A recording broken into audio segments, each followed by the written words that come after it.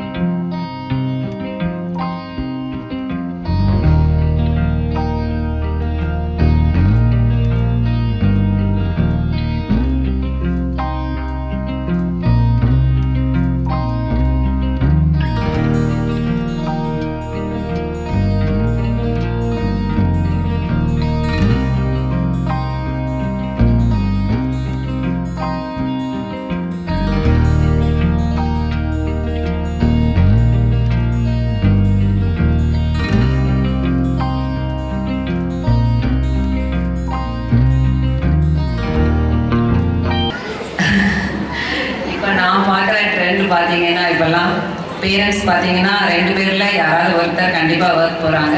Sometimes பெரும்பாலும் பார்த்தீங்கன்னா 2 பேருமே ஒர்க் போயிடும். இது எனக்கே நான் சொல்லிக்கிற இதாகவும் கூட இருக்கலாம். ஸோ என்ன பண்ணுறோம் அப்படின்னா, நம்ம வேலை முடிச்சுட்டு வந்தோடனே அந்த ஸ்ட்ரெஸ் எல்லாமே நம்ம வீட்டோட வரும்போது நம்ம பசங்களுக்கு நம்ம சரியான அந்த கவனிப்பை கொடுக்குறோமா அப்படின்னு ஒரு கொஷின் மார்க் எழுந்ததுன்னா, நம்ம பேரண்ட்ஸ் நமக்கு கொடுத்த டைம், அந்த கேர் வந்து இப்போ உள்ள பசங்களுக்கு நம்ம கொடுக்குறோமான்னு கேட்டால், என்னை பொறுத்த மட்டும் நான் கொஞ்சம் நம்ம கம்மியாக கொடுக்குறோமோ அப்படின்னு நினைக்கிறோம். பட் நம்ம அந்த கேப்பை நம்ம எப்படி ஃபில் பண்ணுறோம் அப்படின்னா we are giving things, more things. சிறுபான்மை ஆணைய தலைவர் பீட்டர் அல்போன்ஸ் தூத்துக்குடி விமான நிலையத்தில் செய்தியாளர்களை சந்தித்தார். பாரதிய ஜனதா கட்சி எப்போதும் பொய்களை வலுவாக சொல்வதும், பொய்யை தவிர வேறு ஒன்றும் பேசாது இருப்பதும், பேசுகின்ற பொய்களை தொடர்ந்து பரப்புவதும் பாரதிய ஜனதா கட்சியினருடைய வாடிக்கையாக உள்ளது என்றும், என்றைக்கும் கொடுத்த வாக்குறுதிகளை நிறைவேற்றுவதில்லை, பொய்யை தவிர வேறு எதுவும் பேசுவதில்லை என்ற உறுதிமொழி எடுத்துதான் அரசியலில் உள்ளனர் என்பதால் அவர்களிடம் உண்மையை எதிர்பார்ப்பது சரியல்ல எனவும், தமிழகம் மற்றும் புதுச்சேரி உட்பட 40 தொகுதிகளில் இந்திய கூட்டணி மாபெரும் வெற்றி பெறும், தமிழகத்தில் ஒரு சின்ன வாக்குறுதிகள் கூட நிறைவேற்றாமல் பிரதமர் தமிழக மக்களின் வாக்குகளை மட்டும் எதிர்பார்ப்பது என்பது அவருக்கு ஏமாற்றம்தான் என்றும், அதற்கு தமிழக மக்கள் ஏமாளிகள் இல்லை, தமிழகத்தில் பிரதமர் வருகையால் வாக்கு வங்கி அதிகரிப்பு என்பது கட்டுக்கதை, அப்படி ஒன்றும் இல்லை என்றும், இந்திய கூட்டணியில் 40 தொகுதிகளிலும் போட்டியிடுவது மு.க. ஸ்டாலின் தான், ராகுல் காந்தி தான் என்ற அடிப்படையில் தான் இந்திய கூட்டணி தேர்தலை சந்திக்கிறது என்று சிறுபான்மை ஆணைய தலைவர் பீட்டர் அல்போன்ஸ் தெரிவித்தார். பாஜக என்றைக்குமே பொய்களை வலுவாக சொல்வதும், பொய்யை தவிர வேறு ஒன்றும் பேசாதிருப்பதும், பேசுகின்ற பொய்களை தொடர்ந்து பரப்புவதும் அவர்களுடைய வாடிக்கையான நடைமுறை. அந்த வகையிலே என்றைக்கும் அவர்கள் கொடுத்த வாக்குறுதிகளை நிறைவேற்றுவதில்லை, அவர்கள் பொய்யை தவிர வேறு எதையும் பேசுவதில்லை என்கிற உறுதிமொழி எடுத்துத்தான் அவர்கள் அரசியலில் இருக்கிறார்கள். ஆகவே அவர்களிடமிருந்து நேர்மையான உண்மையான தகவல்களை எதிர்பார்ப்பது சரியல்ல.